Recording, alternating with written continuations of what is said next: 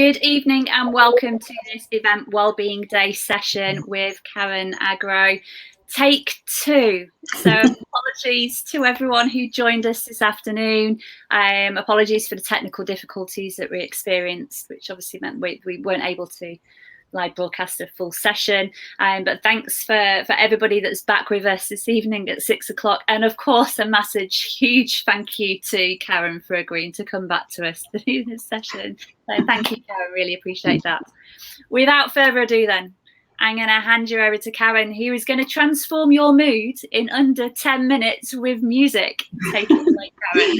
Thank you so much, Helen. It's a pleasure to be here, and I'm just thrilled to be able to present for Event Well this year. I am broadcasting from Canada, and I'm not only a musician, but I'm also a healthcare professional.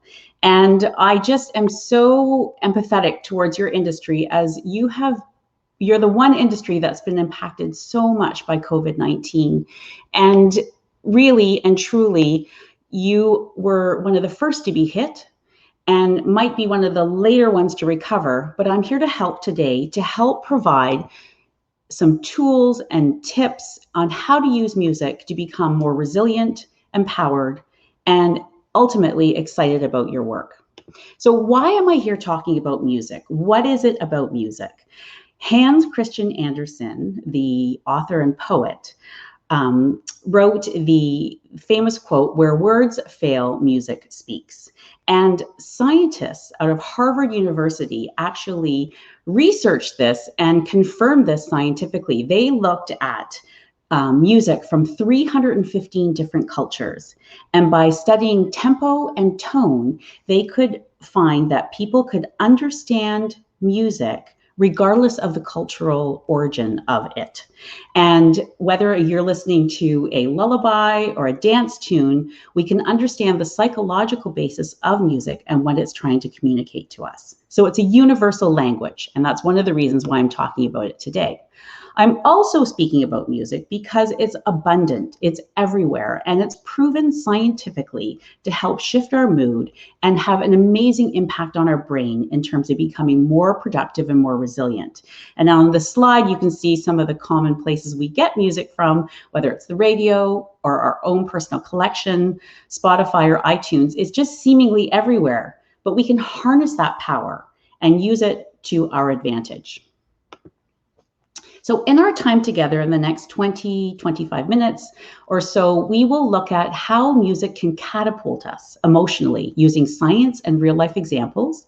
We're going to look at how music can fuel a productive mind and improve well-being, and how it shifts mood quickly. And at the end of the session, we are going to give you some tools that you can walk away with so you can create an action plan to reduce stress and improve your performance at work in under 10 minutes through using music as a mind shift tool. I invite you to grab a piece of paper and a pencil if you're listening to this live, or if you're listening to this recorded, or perhaps pull out your phone so you can write some notes, as we will do a couple exercises throughout the session. So you might be experiencing some of the things I am showing on this slide. At the core of this slide is what I'm talking about, how we can shift mood in under 10 minutes. Depending on where you are at, and given this pandemic, some of you might be in a situation where you are absolutely in a frenzy. You are trying to play catch up because you have all these events now that are backed up and you need to process, and you've got so much work. And then others of you might be in a situation where you're trying to rebuild your business and you are not as busy as you were prior to March 13th, 2020. So the aspects on this diagram show you might be in a situation where you have absolutely no time on your hands and you need more me time. You might be in a situation where you're under high stress, and high stress can come about, as I said, from either having too much going on or not enough, and you want to be fulfilled. The other aspect that I find people are experiencing right now is they're having no fun in their lives and they want to experience joy again. So in our session together today, we are going to talk about the side of the diagram that deals with trying to move from feelings of high stress to feeling fulfilled. And the 3 things I'm going to speak about are stress signals, Second, how music impacts the brain. And then we're going to do a couple exercises together to feel out how music can actually shift our mood and how we can attach emotion to it in a positive and effective way. So I have 3 questions for you, and I'd like you to answer them as honestly as possible in your own mind. They're yes/no questions. And the first one is, would you use any of these words to describe how you feel during any part of your workday? And that could be frazzled, tense, worried, strained, or anxious. I know I feel this during my workday, so I'm going to answer yes, but you answer to yourself. Would you say yes or no? Second question is, do you feel or experience any of the words on the previous slide more than once a day? Again, yes or no. And I would say definitely I feel them more than once a day these days. And the third question is, do you feel you could improve upon how you manage stress and anxiety? Again, yes or no. If you answered yes to any one of these questions, chances are you're likely experiencing stress in your life. And if you answered no to all 3 questions, that's fantastic. There is the possibility that you might feel that way one day down the road. So what I'm going to speak about in the next few minutes will help you either now or in the future. So let's talk about the power of stress. I have been watching the Event Well sessions this week. I even got up at 3 a.m. on Monday to watch the first one live, but I have been watching them recorded, and a lot of speakers have talked about stress, and it is a very powerful thing. Many speakers have talked about what you don't want to feel, which is things like disengaged and apathetic. And what you do want to feel is thriving and effective. You don't want to feel like you're spinning your wheels. That's the position I oftentimes get in when I am under too much stress. I'm in a rut and I feel like I'm in a car and my wheels are spinning. Rather, I want to feel efficient and centered and engaged. And of course, I don't want to feel burnt out or be stressed about being stressed. I want to feel like I'm engaged and building a thriving business and doing productive work. I love this diagram because to me, it really speaks to how stress can be a good thing, which is the green light, or a bad thing, which is the red light, or it can be something in between, which is the yellow light on the right-hand side of the slide. On the left-hand side of the diagram, we have performance and low stress. This is where you're like, I'm not under a lot of stress. Maybe I'm okay, or maybe I'm not okay. It's just on the far end. But as stress builds, stress can be a positive thing. It can drive you to do effective work. It can drive you to meet that deadline and feel like you've accomplished something. It can even drive you into what we call flow state, where time is almost suspended and you're doing the work and you don't even feel like it's work. It feels like it's play, it feels it's fun, and you're accomplishing something. So that's when you're on the upswing of the curve. When you get to the top, the pinnacle of the curve where it says rocking it, stress is a positive thing. It's fueling your effectiveness. However, as you go down the other side of the curve, where stress becomes completely overwhelming, you start to freak out and eventually hit burnout, which is where you crash and burn. So somewhere we've got to find the balance between good stress and bad stress in our lives and manage it. If we can't control what's coming at us, then we have to control it from within. And I can relate to this. Just like all of us watching this broadcast right now, prior to March 2020, life was not so bad, but then we all instantly underwent a time in our lives where things changed completely. And in this diagram, I've got a rock climbing wall, and that's a picture of me actually with a brace that I look like one of those childhood toys, the Bionicles. And my story really is that I fell off of a rock climbing wall on a family vacation in San Francisco in March of 2018. And that was my aha moment, where I understood really the power of stress and the power of life changes. I fell free fall off that rock climbing wall. I landed with my arm in a very twisted position, and I fell flat on my back. I was 9 hours in critical care at the San Francisco General Hospital, and they thought I broke my spine. In the end, I ended up having a smashed elbow, and my spine luckily was okay. But that was the point. As a musician, I thought music could be taken away from me. And even as a healthcare professional, I started to question what could I do and not do if I was in a situation with a broken spine. I came back to Canada. I had reconstructive surgery, but I was 6 to 8 months in recovery and wearing a crazy brace like that. And that was my aha moment when I realized, how can I combine music and health? And how can I look at how we can manage stress and anxiety? So back to music. What does music do for us? Well, we know a couple things about music, many scientific discoveries, but one of the two biggest things I'd like to talk to is dopamine.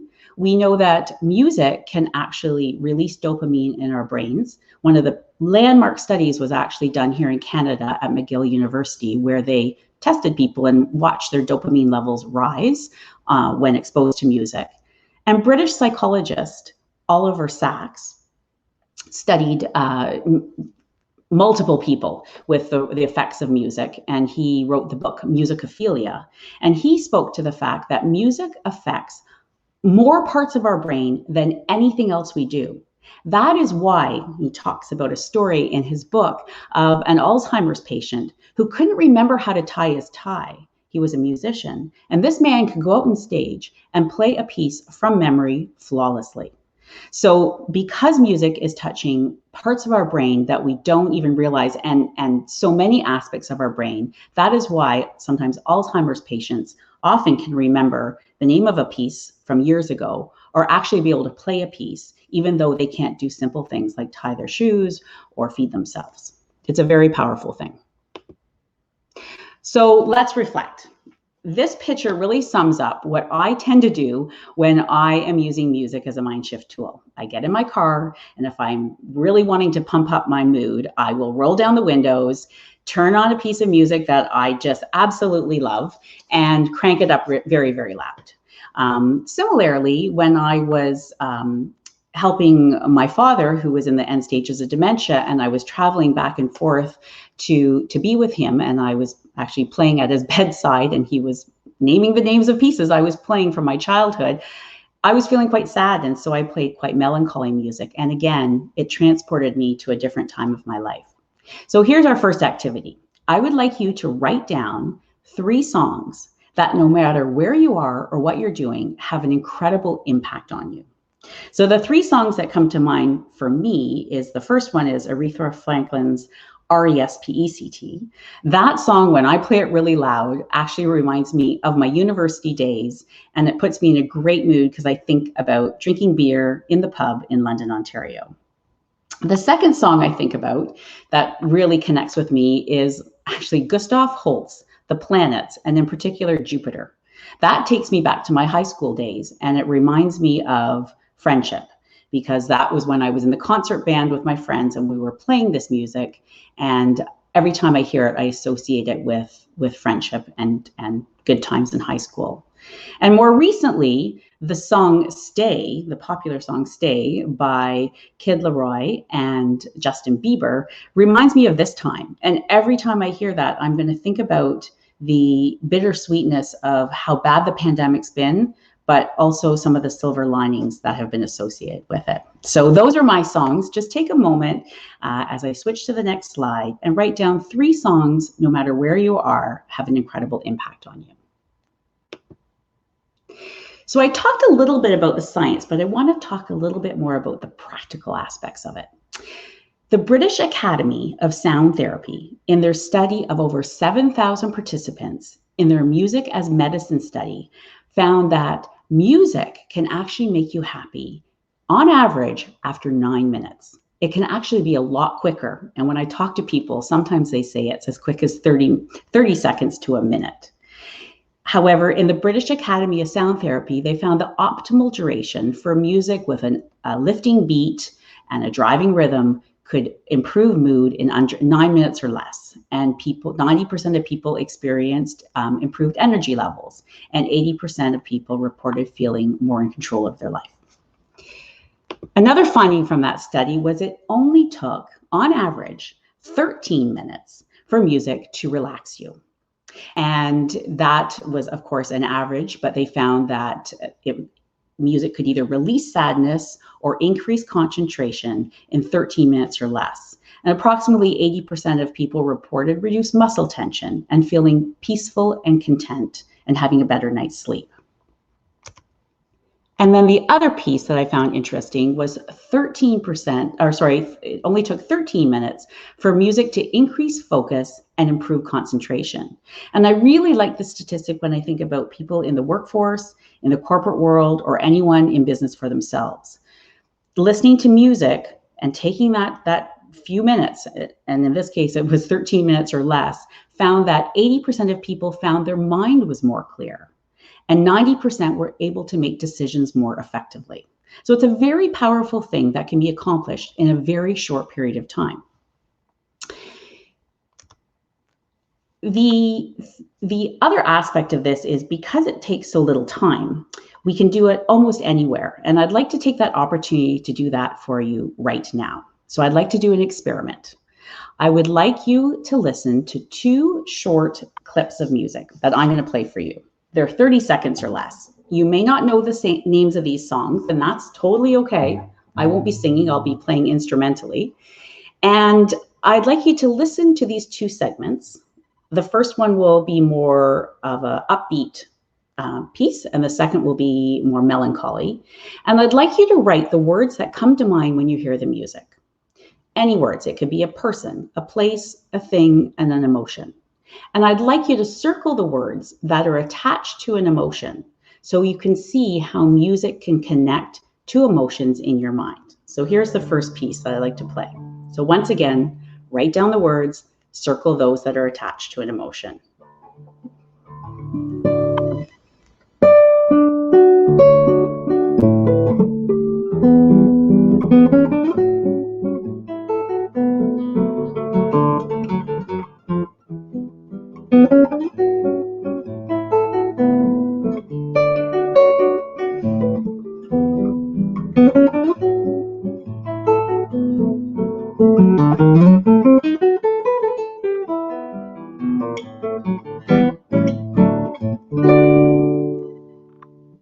Okay, that was the first piece. Now, let's listen to a different piece of music.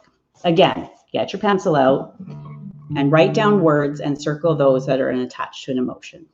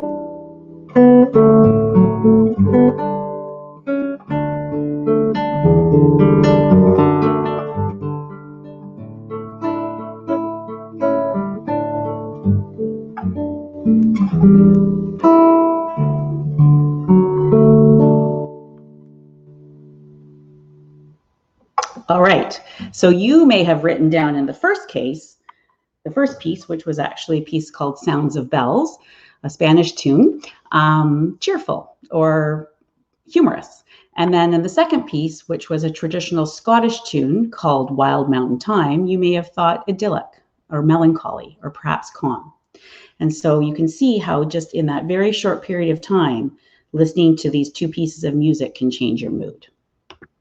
So let's talk about time for a second.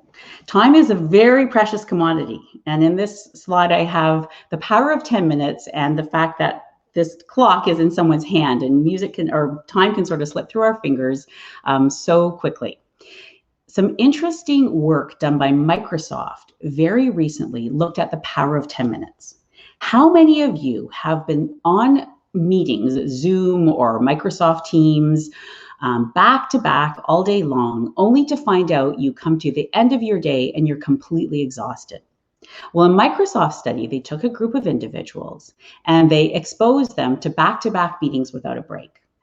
Then they gave the same group of individuals back-to-back meetings with a 10-minute break using a meditation app that all the participants used. So it was uniform in terms of the intervention. And they compared what happened to this group. And they found that when the group had the 10-minute breaks, Not only were they more relaxed going into the next meeting, but they actually were more productive and more focused. So your brain needs a break. And I'm not talking about the distractive breaks when you go check your social media, or all of a sudden you have to put out a fire in your email that bubbled up. Those kind of breaks can actually take way more time. It's not just 10 minutes. It sometimes can take 20 minutes or longer, studies have shown, to get back on task. The break I'm talking about is a purposeful break that you schedule in your day so that you can recharge and refresh. I'm even working as a pharmacist. I work in a dispensary, and sometimes I just need that 10 minutes to get away from the flow of the work, and using these tips that I'm going to show you will hopefully help. So we know music can shift our mood in 10 minutes or less: positive, negative, calm, more focused. And we now know from Microsoft's study that your brain needs a break. So combining these two modalities, the time and music, schedule that into your day so that you can take your mind elsewhere and come back and be more focused, as opposed to, say, checking your social media. That will take more time. What I'm talking about is recharging your batteries through an effective musical intervention. So I have something for you to do at home. I have created a music and mood catalog that you can access by clicking this link or following this link. It's karenagro.com/eventwell. And when you go to that site, you can access a tool. And the tool looks like this. Basically, it's a Google Doc that you can create your own music and mood catalog to create eventually your own music and mood playlists. Athletes do this. You see so many athletes before they get on the soccer field or the football field or the tennis court with headphones on, because athletes know that music can increase their visual acuity, mental acuity, and reaction time. Even keynote speaker Tony Robbins has a playlist that he uses for his sessions, and he even uses it in the morning as part of his morning ritual to set the tone for his day. So I'm giving you the similar tool that you can do on your own at home. So all you have to do is access the sheet. In the left-hand side of the Google Doc, you hit copy, and then under file, you make a copy, and then you can download the sheet onto your own Google Drive. And on the left-hand side, you list your favorite songs and the artists. And on the right-hand side, you can see some drop downs that I've given you. They're the same ones we used when I did my little musical intervention a few minutes ago, or you can put your own in there, and from there create your own music and mood catalogs. You can create your own purposeful playlists. I hope that you have found this session useful, just looking at a small intervention of how the science and practical aspects of music can change our mood, and how we can harness the power of 10 minutes combined with the music to use in your day to become more productive and more focused. If you'd like to follow me on any social media platforms, I've created a QR code here that you can scan, and that will link to my Instagram, my Facebook, or my YouTube. Instagram tends to be where I spend more of my time, so you can follow me for any of my musical activities. And similarly, when you go through the QR code, you can access my website and anything regarding my speaking and corporate workshops. So I want to thank everyone for being here. I'd like to thank Helen and her entire team at Event Well for creating this session and creating the opportunity for me to come back on round 2. Enjoy your day. Fabulous. Karen, thank you so much. Such an amazing session. I'm a musician myself. We're joint musicians. I'm a flautist, so I play the flute. So I've always, from a very young age, just music for me is just a place I go to, kind of stuff. And exactly the same, I'll come out of playing my flute and playing on that. I'll come out with clearer focus. Sometimes come up with all kinds of ideas while I'm playing, or stop to write something down and then carry on playing. So for me, it's a no-brainer, and just also just loving music. You asked the question, didn't we, last week, kind of stuff? Do you sing in the shower or No. in the car? I sing in the car. I'm the same as you. I'm a car. Yes. I'm a car, though, and I'm normally conscious of who's next to me in the car, kind of stuff. So it's using it take those breaks during the day, like you were saying, Karen, not just from a rest and leisure kind of hobby perspective in terms of enjoying music, but also thinking about it strategically in terms of managing your well-being and actually creating focus and direction throughout the day, and using it to take a break during the day is just invaluable. Yes. So, yeah. So I think a lot of event professionals, before you're about to go into day one of an event that's about to go live, you've been in breakdown for a week or so, building that up. As soon as you're ready to go and those doors open, do your 10 minutes of music, a little bit of focus before. Crank up the music before going on stage, and that's what Tony Robbins does. It works for him. So yes, absolutely. Yeah. I didn't know that at all. You know, you kind of get an inkling that might be an idea, but no, absolutely amazing. Yes. Well, Lovely. Thank you so much. And like I said, I hope everyone enjoyed the session. Please feel free to download the tool. It's free and there for you to use. And yeah, it's just a pleasure to be here. And I'm so glad to be able to share this information with everyone today. Thank you so much for your time, Karen. It's really, really appreciated, and hope to do lots more of you in the future. We'll post all the resources for everyone to share, as well as a QR code to get some more information on Karen. If you've got any questions, you want some more information, but I'll post a link as well for the download tool. Do it. Make sure you do it. Thanks so much, Karen. Thank you. Okay. Bye. And we'll see you tomorrow for day 3. Thank you.